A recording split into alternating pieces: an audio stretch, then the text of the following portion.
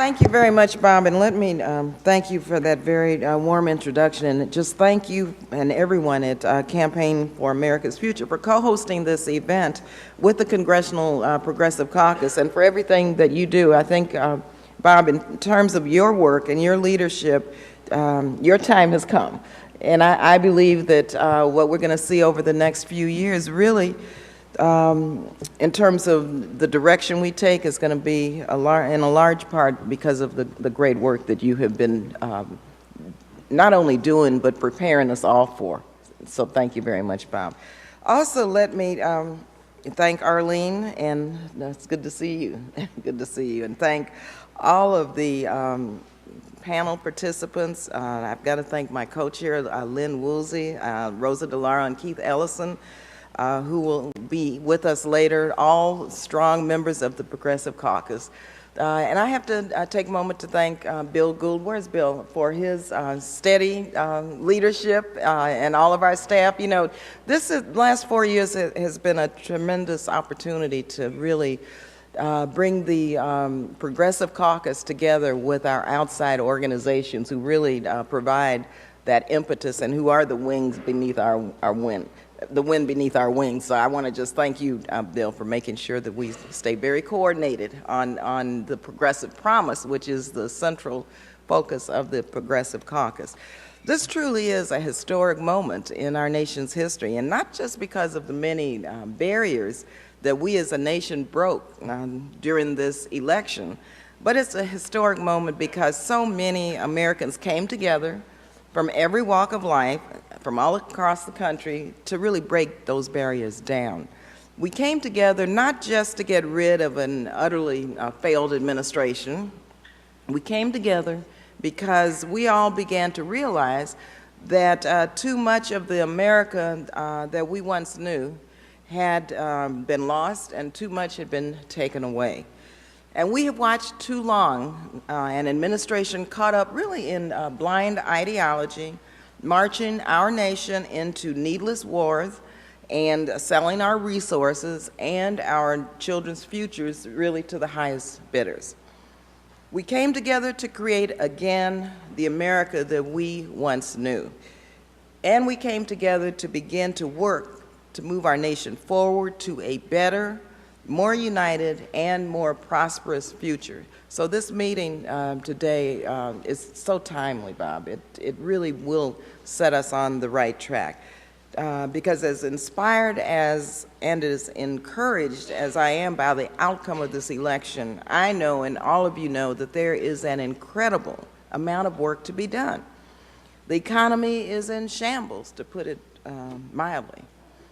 Overzealous deregulation. Yes, I was on the Financial Services Committee for about 8 years when the deregulation occurred, and there were a few of us, Senator Bernie Sanders, myself, Congresswoman Waters, Chairman Barney Frank, who fought against many of these deregulation policies and efforts. Of course, we weren't in the majority at that point, and they passed. But we see now the results of what those deregulation measures produce. Lax oversight, really a Wild West mentality in our markets. That has really crippled our financial services industry and threatens now to overwhelm the entire American economy. So we need to act, and we need to act quickly. We must do more to keep families in their homes.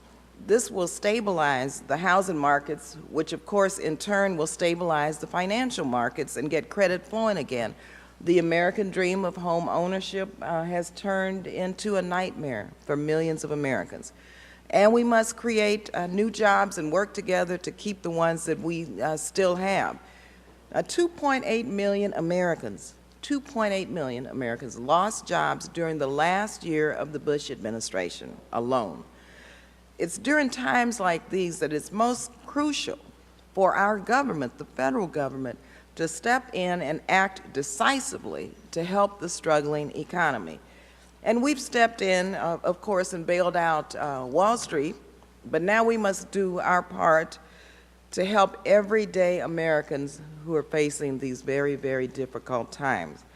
So what we all can probably agree on now as we move forward is to have the Progressive Caucus and others that have been pushing for this since the first economic stimulus. We've been pushing for a major second economic stimulus or recovery package for the American people. Clearly, the $62 billion that the House passed in early October would be inadequate. The enormity and urgency of our nation's economic problems will require an additional $200 to $300 billion to be spent over the next 18 months to help recover and resume growth. As we have consistently advocated for at least 8 months now, the second stimulus or recovery package, and we did want to see this in the first one, but now here we are now with a new stimulus, hopefully plan ready to move. We should do more to help people stay in their homes and address really, and I think that's what this meeting is all about, really the root cause of many of the problems, which of course are foreclosure and the lack of jobs. Specifically, I think that we should include a moratorium on home foreclosures and reform of bankruptcy laws to help allow the renegotiation of deserving homeowners' mortgages. Minimally, that's where we need to start. That's not where we need to end, but that's just where we need to start to stop the hemorrhaging, to stop the bleeding. But we also should include significant assistance to help shore up our states, which are facing $48 billion deficit and will be cut, that's in my state of California, will be forced to cut vital services and slash payrolls at the worst possible time. And of course, we must invest heavily, and I mean heavily, in vital infrastructure projects so that we can continue to grow in the 21st century. Vital investments in things like our roads, our bridges, schools, water infrastructure. These investments will create millions of jobs and also stimulate the economy during this downturn. It will also provide the opportunity to put the country on the road to a green, energy independent future. In Oakland, for example, we're creating a green jobs industry, and we've created a green job corps. We're training young people who would not have job opportunities. We're training them in green job opportunities now in the green job industry. Green jobs provides a pathway out of poverty, provides good paying jobs where one doesn't have to have a master's or a PhD to apply for the job. So we must use these opportunities to direct spending on projects that will help launch this new wave of green economy jobs.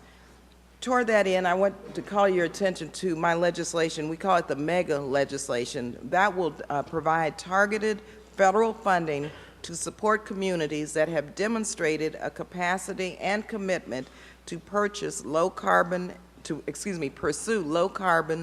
economic development and energy efficient job creation. We must build a clean, green infrastructure that will move America forward into the next century, leaving behind the fossil fuels, pollution, and environmental degradation of the last one. We all support the development of renewable energy sources like wind and solar, but we must do more to help conserve the energy that we have. As we move to create new jobs, we must not forget to mend the tattered social safety net that is so crucial during sharp recessions. It's always, unfortunately, the lower income and poor families in America who bear the greatest burden during even mild economic downturns. We've got to extend, and we did this in the House before we left, now it's in the Senate, but we must extend and expand unemployment insurance as more Americans lose their jobs. This is essential. And when we talk about reinvestment in our economy, we have to have short-term solutions and we have to have long-term solutions. And one of those short-term solutions has got to be to extend the unemployment compensation program. We should do more to expand aid to those who are underemployed and part-time employees who do not currently qualify for unemployment insurance. And we've got to expand food assistance to all needy families in America. Now we have 37 million people, shocking, 37 million living in poverty in the wealthiest and most powerful country in the world. The prices for food are rising faster than inflation, and enrollment for food stamps and demand at food banks are setting records all across our nation. I went to our food bank over the break, and the lines, the numbers of people have doubled so just since last year. No child in America should have to suffer hunger. No child. Children should have breakfasts. Free breakfast programs need to be expanded for kids. And we need to help families afford the child care that they need so that they can get to the jobs that we hope to create. Child care expenses are growing faster than inflation, and too many families are being left behind. So these are just some of the short-term solutions that we must put into place so that we can get our economy back on track and so that more people don't fall through the cracks. The progressive budget that Congresswoman Woolsey and I presented last March already includes a plan, including the revenue raisers for many of these priorities. And Bob, as you know, and I know he's going to talk about this later in terms of an investment bank, we need a big national effort to infuse capital into some of these initiatives. And so I know that we're going to work on some bold new ideas, but hopefully one, and we talked earlier about, you know, pay-go is pay-as-you-go is one perspective. And of course we want to pay our bills as we go, but we also know that we have severe problems that need to be addressed, and so we have to have a way to ensure that the capital is there to fund these massive infrastructure initiatives. And so developing a national bank makes a lot of sense to me, Bob, and I hope that we can, out of this meeting, get some buy-in to that idea and to some of the other big ideas that we're going to have to put on the table come January. So in closing, let me just say we all recognize and know that our future depends on strong economic policies that will help all Americans and that will grow the overall economy. But we'll never be able to provide the economic stability needed for such growth if we continue to squeeze the wages and incomes of average working Americans and ignore the 35 million Americans living in poverty. And so we've got to make sure that poverty elimination, we're working on the half in 10 campaign. We passed a resolution which I introduced last February, calling for cutting poverty in half in 10 years. That has got to be part and central to any economic initiative that we put together. And so I look forward to working with you, to continuing our history of working together to address these issues that really, as I said earlier, our time has come now to look at how we really make some major investment opportunities for people and challenge the old ways of doing things, because we have to have a new way to move our country forward in this new environment. And so let me just thank you, Arlene, thank you to the AFL-CIO, and thank all of you for really stepping up to the plate and for not letting us lose sight of what we need to do in terms of creating, and we used to say in the Bay Area, jobs with justice. I still think that should be our mantra, jobs with justice. Thank you again, and have a good session.